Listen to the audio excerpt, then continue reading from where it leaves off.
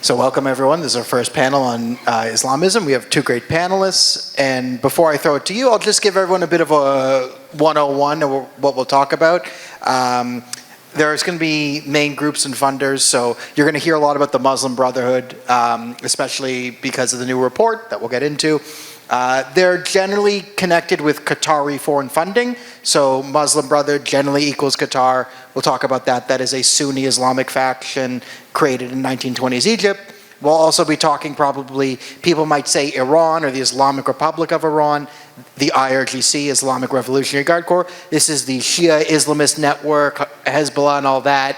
And then we also have the ISI, or Pakistan's CIA. They fund a lot of Islamism here. So when you hear these terms, ISI or Pakistan, that's where it comes from. Muslim Brotherhood and Qatar are linked. You'll hear about that. And then IRGC linked operatives tend to be Shia extremists. So that's our little 101 to get into it. And I want to throw it to our panel. So Tahir, you have a very, very long history in Canada and in Pakistan, where you're from, an actual Islamic Republic. So just to you, I'd like to hear, what is your general synopsis, just bird's eye view as you see, as someone from Pakistan, living in Canada, dealt with that. How would you describe the state of Islamism in Canada 2025? All right. So, Daniel, you're talking about 2025. You and I have been partners in crime on so many issues. I landed in Canada in April 1999 with a hope that I will live a free life, free of terrorism, free of Islamism, and I'm talking about days before 9/11. So, as I mentioned, here are friends Andrea and Anita and so many friends. I worked with them in early 2000s in terms of curbing anti-Semitism, in terms of challenging Muslim Brotherhood. So, in 1999, I moved to Canada, as I said, with a hope that I'll live a free life. Our previous Prime Minister in 2015, when he was quoted in New York Times, Mr. Trudeau, he said there is no Canadian value. I came to Canada for Canadian values. I didn't come to Canada for Pakistani values because I didn't like living on those values. So let me recall a short journey. As I landed here in Canada, I started publishing Urdu, an English language weekly journal. Tariq Fatah and I did that. And the very first edition I printed in September 1999, I published an advertisement of Ahmadiyya community. And Pakistani mosques threw my newspaper out of the community shelves. They burned my newspaper. They extended their extreme threats to my life. And it was 1999. But at that time, Liberal Party, under the leadership of Prime Minister Krishan, they in fact heard my concerns. Law enforcement, they heard my concerns. Compared to 2025, as we are talking about 2025. So at that time, even Toronto Star, Globe and Mail quoted all those threats, posed to me, posed to Tariq Fatah, and posed to all of us. And we felt that we are in a free country because we were new here. Tariq came here a couple of years earlier. And, but down the road, for instance, I remember here my elder brother, Ujjal Dosanji, just spoke. I came from a left-leaned background, and I joined NDP party. When I saw Hamas candidates from Scarborough and the right, I left NDP. Then I joined as a member, Liberal Party. Liberal Party at that time was not that bad, you know. And then I met Prime Minister, he was not Prime Minister Harper at that time. In 2002, he was MP from Canadian Alliance. I met him somewhere. And I realized this man has a clear vision. So, along all those years from 1999 till 2025, I happened to see clear infiltration of our law enforcements, our political parties, and our media. The media, Metrolands, Huffington Post, they used to publish my op-eds from 2007 until 2014 or 15. When the Prime Minister Trudeau came into office, the first thing, I got terminated by all media outlets, as well as a journalist, I was consulting some of our law enforcement. They terminated my all sort of agreements with them.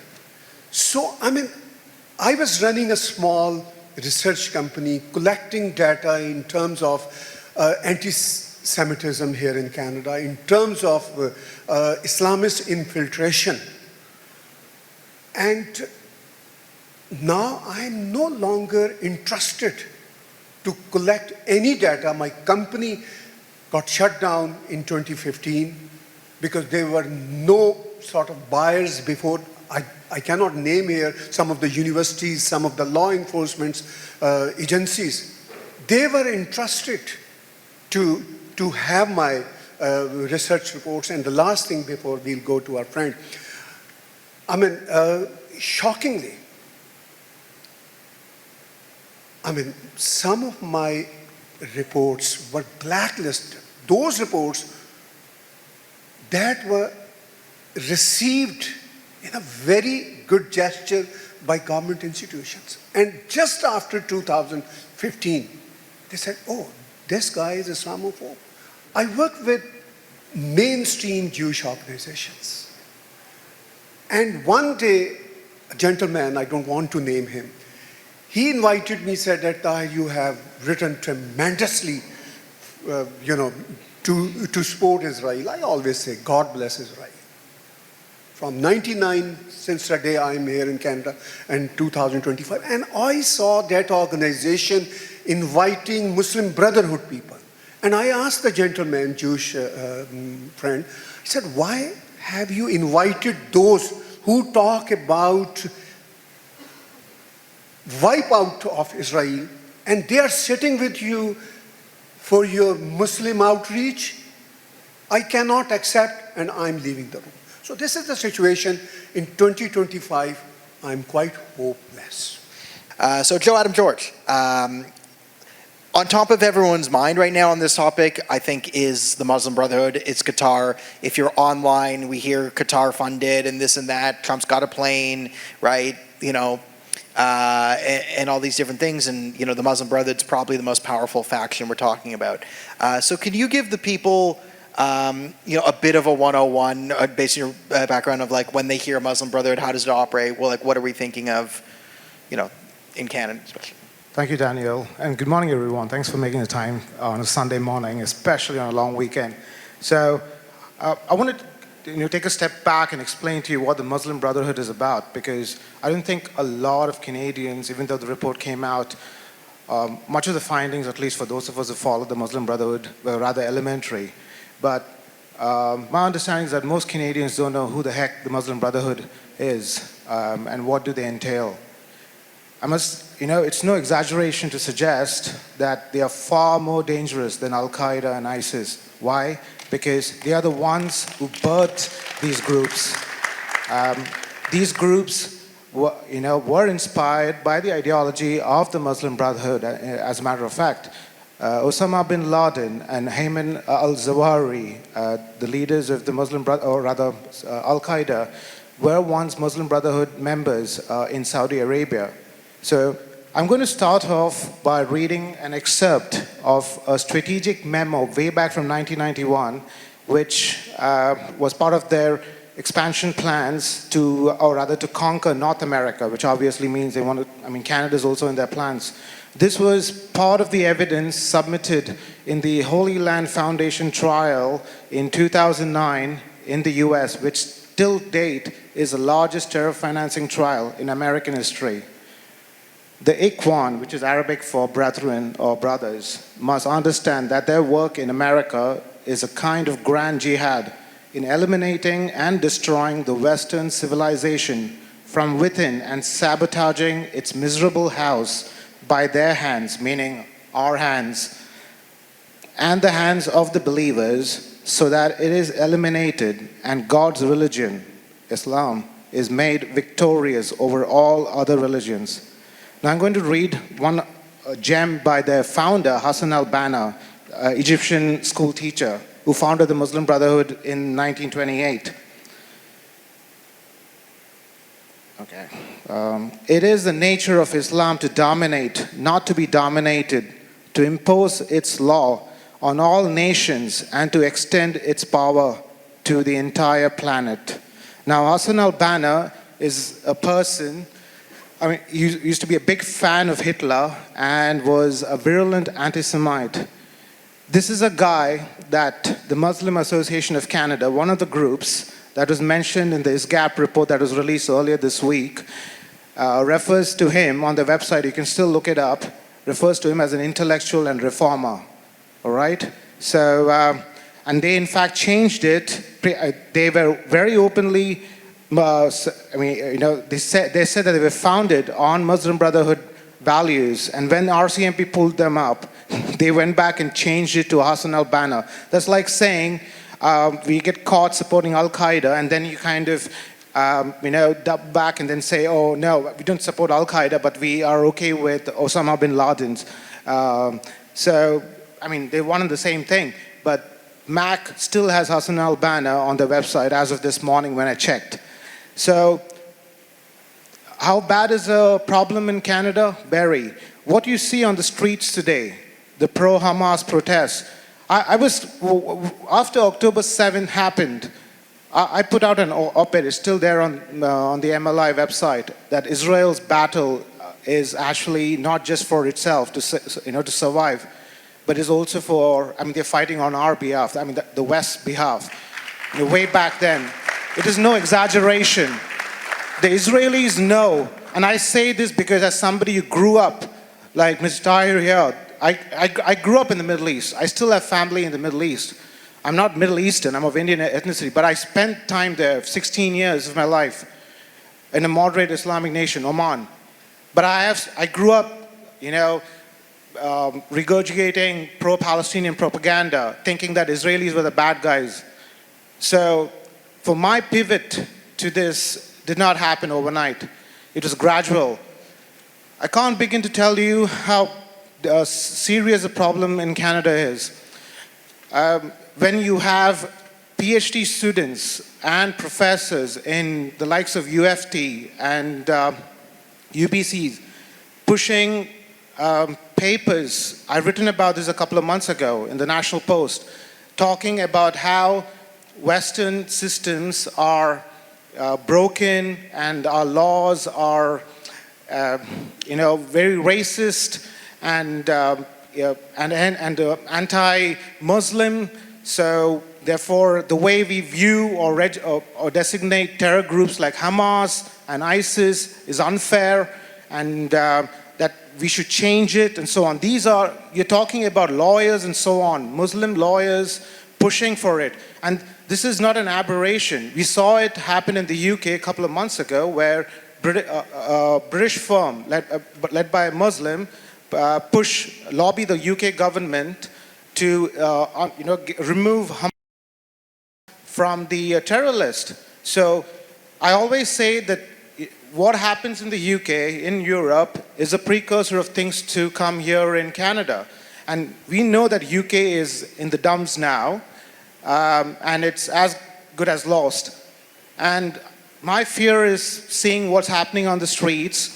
the RCMP report that came out last month saying 488% increase in terrorism charges in the last 1 year are all symptoms of a large, deeply institutionalized problem in Canada. And why is that? Because as Mr. Dosanjh had said earlier in his speech, we had a prime minister who allowed that to happen. And the Muslim Brotherhood is, if I had to use an analogy, it's like a parasite. And Canada offers it to be a perfect host nation. Why? Because it's got such a permissive environment for these kind of groups to thrive. You have multiculturalism, which is again official policy. You have a fragile national identity, wokeism, your past grievances, historical revisionism. All of this is why you see the Islamists tag team with the useful idiots on the left, not because they care for what the left has and offers. No, because they piggyback on them and can play the victim card to push their agenda. And they have been very successful, and which is why they try and shut down people like Daniel, me, or Tahir Gora, saying that we are all Islamophobes. Why? Because when you use, that is a grift that they have peddled since the 90s, especially after the 9/11 attacks, to shut down any criticism about Islamism, not Islam, Islamism. Is there anti-Muslim bias? Yes, absolutely. Just like with any other religions, any other races that people here in Canada face, absolutely. And I think that should absolutely be rejected. But Muslim Brotherhood groups like MAC, NCCM appear to speak for the rest, all the Muslims, just like the Khalistanis like to claim that they speak on behalf of all Sikhs, and manage to survive. And they are given a seat at the table by the government. I'll leave it at that. Yeah, thank you. I think that was really helpful for everyone to get the Muslim Brotherhood. One thing I'll just add on, or I'm not sure if you said, but I'll just make clear. Hamas, the terrorist organization, is part of the Muslim Brotherhood. It is their Palestinian faction. In Hamas's own charter, they consider themselves the military wing of the Muslim Brotherhood. So the ideology of Hamas and all that and takeover, that is the Muslim Brotherhood. They just only put it into physical action, what they did in Israel, because I guess they feel they have carte blanche to launch terrorist attacks there. So I'll put this to you guys, maybe to hear, or you guys can both deal with this question. You've touched on the sort of synergy between the Muslim Brotherhood and other ideologies, and we talked about, and a lot of people will look at organizations and say, is this Muslim Brotherhood, is this Khalistani, is this? Can you lend some, and Joe Adam, you did a good job with this, how do these networks work together? Like, how does an ISI connect with a Muslim Brotherhood, connect with a lefty, connect with a neo-Nazi, connect with a Khalistani? Because we're seeing this. A great example is Zoran Mandani in New York. You probably have heard about him. He is a self-professed radical socialist. Now, he says his socialism is a product of his Palestinian activism. Because he is a Palestinian activist, because he's from Uganda, as a Ugandan Palestinian activist, that's why he's a socialist. But you notice he started a Student Justice in Palestine, a Muslim Brotherhood front group in university. But also during his campaign, you would see him with Khalistanis. He had the yellow Khalistani flag thing, and he's in Gurdwaras a couple weeks ago making speeches like you hear he sounded like a liberal Trudeau minister, like India, right? In New York, Indian foreign interference, they're coming for us. All the things you hear, he did that shtick too. So he managed to unite this coalition of religious fanatic extremists, complete atheists, whatever. So if you can, lend some insight as to how do these radical Islamists, how do they grow their tent here in the West? So Daniel, in early 2000, Muslim Brotherhood, Jamaat-e-Islami, Kashmiri militant here in Canada. Jamaat-e-Islami is like Pakistani Muslim Brotherhood. Yeah, same thing. Southeast Asia. And Bangladeshi. Yeah, Southeast Muslim Brotherhood of Southeast Asia, Jamaat-e-Islami. Yeah. So all those groups were a little bit shy of, being prominent in our media.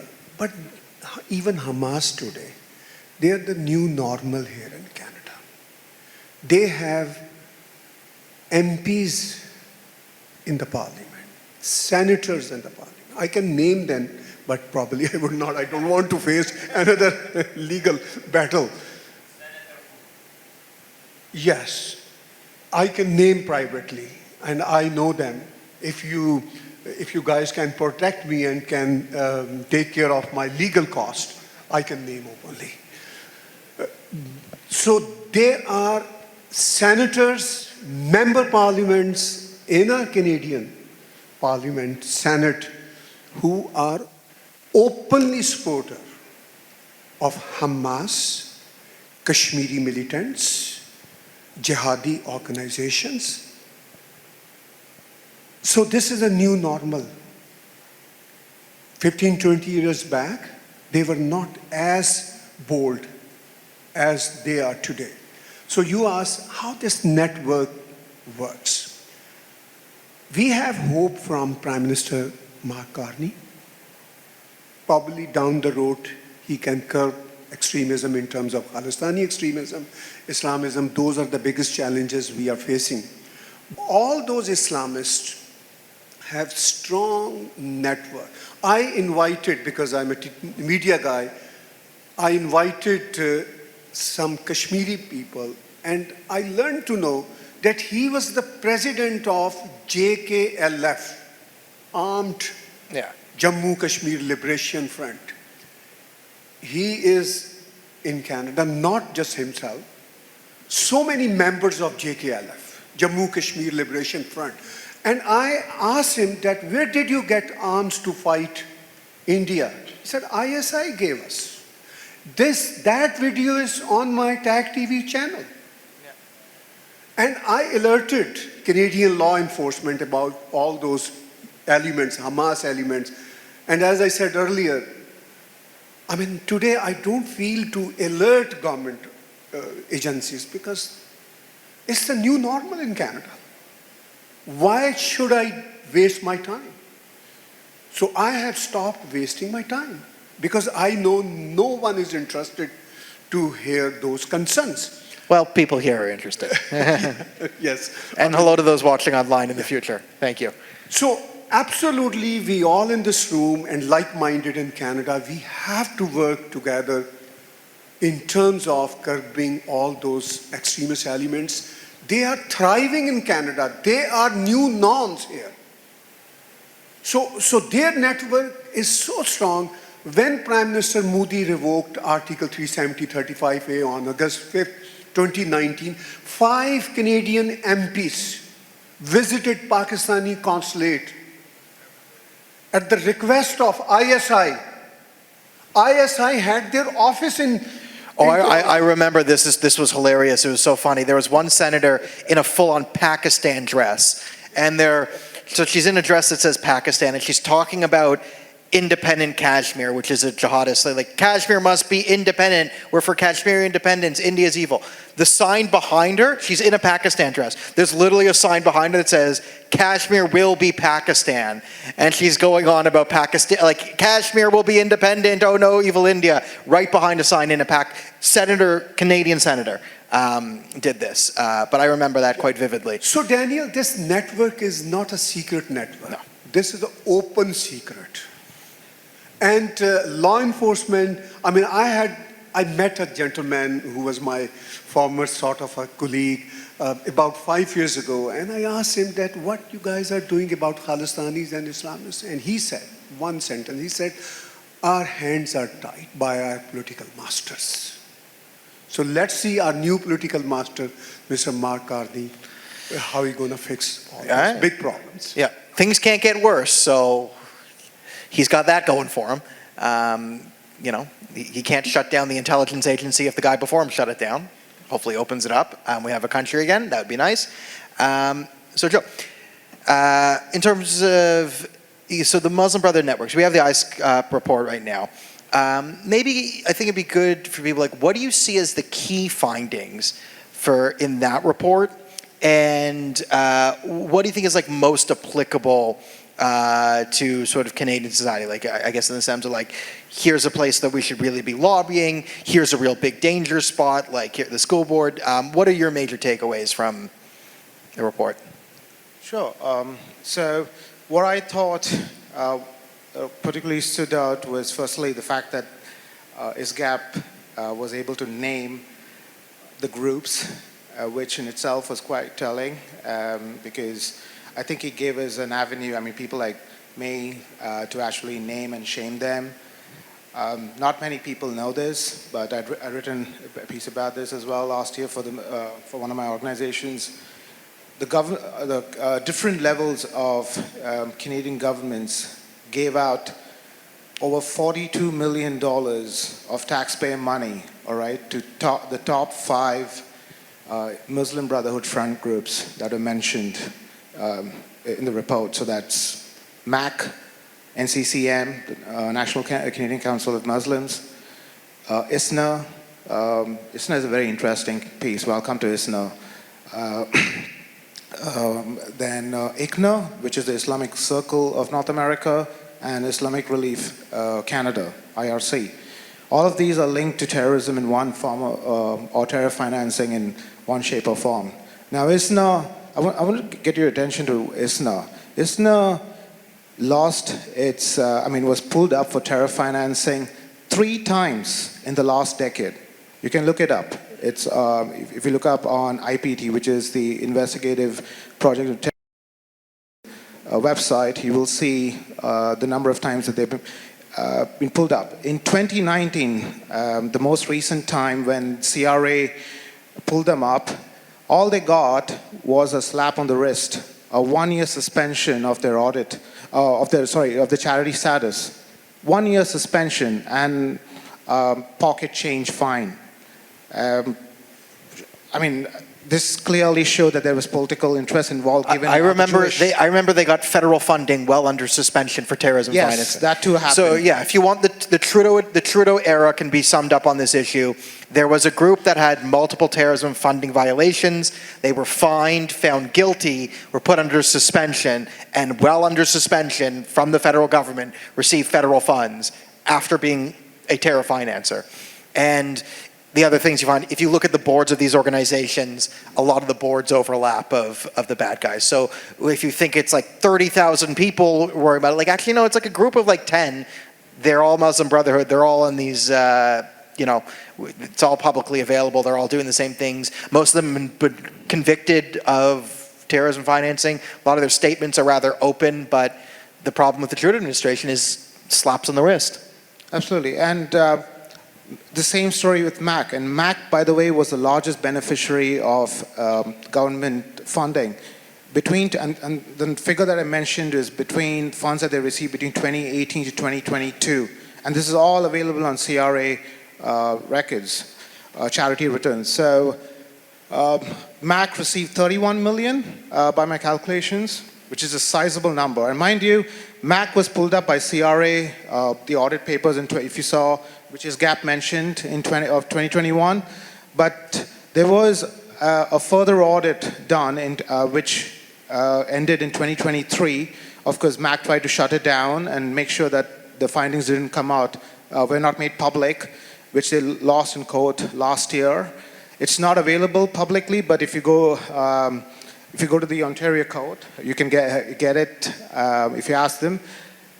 CRA did not pretty much confirmed that their 2021 findings stood. That MAC had shared their database with a Jordanian national who was linked to the Syrian Muslim Brotherhood for fundraising. Can you believe it? And what do they get in return? The government just decides to go slap them with a compliance agreement. These are ideological people. It's like trying to straighten a dog's tail. These people are not going to change with a compliance agreement. You're only going to make them drive them their operations further underground, or make them wait out the period of the compliance agreement before they go back to the same nonsense. And the same, you saw that with ISNA. Over a decade, they got caught 3 times doing the same nonsense. Funding Hizbul Mujahideen, a listed terrorist organization in Canada. So somehow this government feels that these people deserve a right to operate as charities. And you can see the double standards. Last year, they banned 2 Jewish charities without giving them a chance to plead their case. But MAC was allowed to do that. So, and now, if you saw last week, there was a report, I think it was Holly Dawn of Blacklock. She mentioned that CRA admitted that there was institutional bias in banning the Jewish charities. So you clearly can see, and obviously you look at the populations today. If you were a political analyst, and I mean you're working for the Liberal Party, and you're running the numbers in make sure that to see from where can you get the most votes. The Muslim population today is about nearly 5%. So you're looking at, it's about 2 million people today, 2 million Muslims in Canada, as opposed to just a little over 500,000 Jews. Where do you think the Liberal Party is going to hitch its tent? It's going to do it with the Muslims, or rather with the Islamists, hoping that they will going to get the Muslim vote. So this should come as no surprise to anybody why the government is attempting to do what it is and allowing these people to continue infiltrating our school boards, which they are. Anti-Palestinian racism is one such move. You saw NCCM move the Nakba bill last month in Parliament. That is a vehicle slowly to move in, to push in anti-Palestinian racism, Islamophobia, and also a step to make sure, eventually lead to legitimizing a Palestinian state. So these guys, you must understand, they are not looking, which is why I said earlier to my point, these guys are far more dangerous than Al-Qaeda and ISIS because these guys are not looking for instant revolution. What you're looking at is gradual transformation of society by taking over key institutions like your school boards, your colleges and the police forces, your legal institutions. Somebody pointed out to me the other day from UK actually that a significant number of people passing law in the UK are Muslims. Now, no, there's nothing wrong with Muslims studying law, just so I'm clear before I get branded as that me being an Islamophobe. But given what their agenda is, because you don't, and these people are not taking, it's not that they're taking up studying law to, address human rights issues in places like Iran or any other place where there's human rights issues. No, it's to deal with the problems in the UK. To help protect, carry water for the likes of Hamas.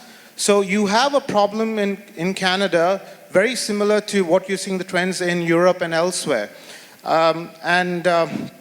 With regard to, I think I'll gather my thought later, but you can go on. Yeah, well, let's get to the audience questions because we're running, we started a little bit behind. So here are the rules for the audience questions. I know I'm stealing Andrew's job. I call it the second movie, okay? You're all superheroes, which means we're gonna skip the origin story, okay? Some of you have a 5-minute diatribe of who you are. We're skipping that movie. Straight to the question. Something, something, something, it ends in a question mark. So, yeah, you could, that's there. That's my thing, and then.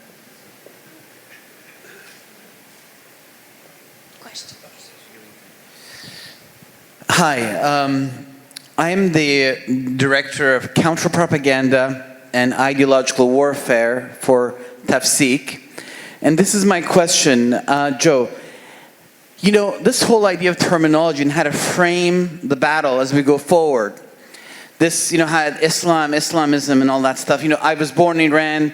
We went through the revolution. We've been aware of this all our entire life. We've been thinking about it profoundly.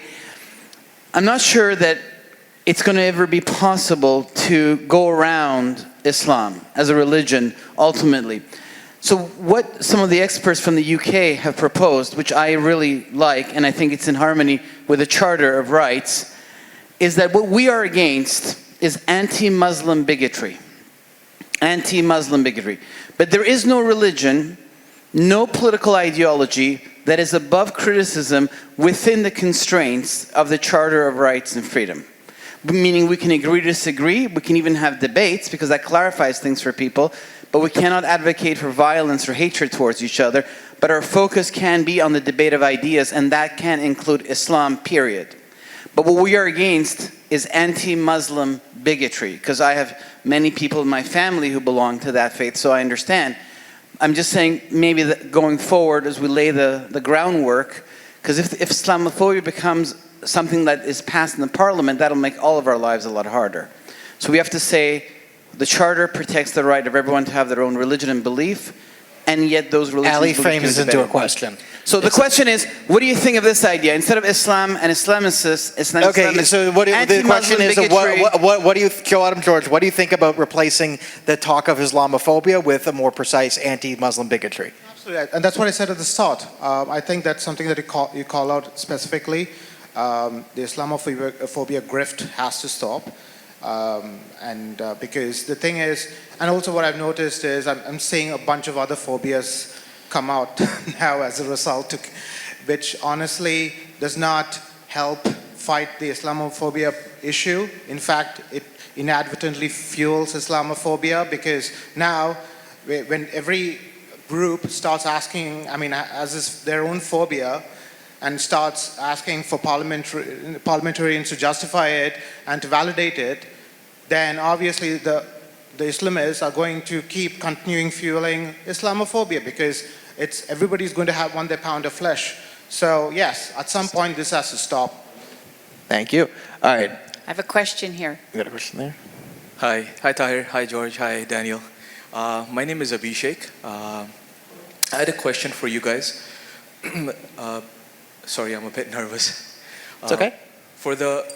Is there an assessment that the youth, how they get, the Sikhs, how they become, not the Sikhs, the youth Sikhs become Khalistanis, some of the Muslim youths go into the extremist part of things. Is there a analysis that how it happens where within the silo of their community, because they lack a connection with the land or some of the earth that they... So I will let you know, I am planning on addressing at the panel later today, sort of the life cycle of how you get sucked into the Khalistani movement through a foreign interference funnel. So I'm going to, maybe put the delay on that for now, because I'll go through the Khalistani life cycle. But there is massive, these are the Muslim Brotherhood schools, right? So it starts from youth. Daniel, I just want to ask, Andrew, up front. Hello, my name is Rashtra Sharma. I'm coming from Montreal, Bharat Bhavan Foundation. The panel has addressed the issues related to the symptoms, as I call it, but we have not discussed the institutional responsibilities, such as CRA auditing religious places. Are they living within their charter? Yes or no? Are they promoting extremism? Yes or no? Etc. Second thing, all our political parties, except perhaps the Green Party, because there was only one candidate, have allowed penetration of influence within their parties. How do we address Oh, the those? Green Party is the worst, actually. The Green Party is fully infiltrated with Islamists. I stand corrected, Yes. please. Okay, but the mainstream parties, we are looking at the democracy of Canada being impacted by undue influence. How is the media ignoring this thing? Those are the systemic issues that I'm thinking we need to be addressing. If there is a panel that will discuss later, that'll be fine. Yeah, may I answer quickly? So the question is, I think you're asking, how is this happening? How have they infiltrated? Not how it is happening. Our institutions. Right.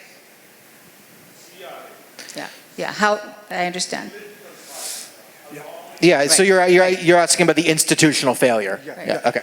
So CRA revoked charitable status of some of Islamist organizations. They registered new charities. And they kept operating in our country, one thing. And our political parties, because I have to be quick, we have to move to other panel. And political parties, once a Conservative Party leader, I don't want to name, came to my studio and said, I was very staunch conservative guy later on, and he said that, Tahir, your community does not like you. I said, what do you mean, Mr. So-and-so? He said, I mean Muslim community. I said, my community is my area where I live, my constituency. So political parties are absolutely part of this radicalization, all political parties. So how can we address it? If we ask our government they would not do anything. This is the onus on us, all of us. We have to galvanize the movement the way our opponents have galvanized their movements. For instance, after 9/11, none of the media and none of the political party was dared to question Islamists in their circles because they were vocal, they were resourceful. So we have to invest our time, money, and everything in terms of building our strong voice unless media, political parties, law enforcement would never hear our concerns. I have a Thank question you. All right, here. so Andrew, we're going to wrap it up because if we have 8,000 more questions, we need to get to the other panels. If you have more questions, if you want to do interviews, all the panelists are here. There's going to be a lunch thing. Come, we'll talk to you outside. Pull Joe Adam George, pull Tahir aside, pull me aside. We'll do that. But we're getting to the point where the next panel is going to start because if we keep doing everyone's questions all day, we'll be here for 48 hours, which I have the stamina for, but most people are not as nearly insane as I am. So thank you guys so much for doing the panel. Thank you, Andrea. And for those who didn't get asked questions, we can do interviews outside.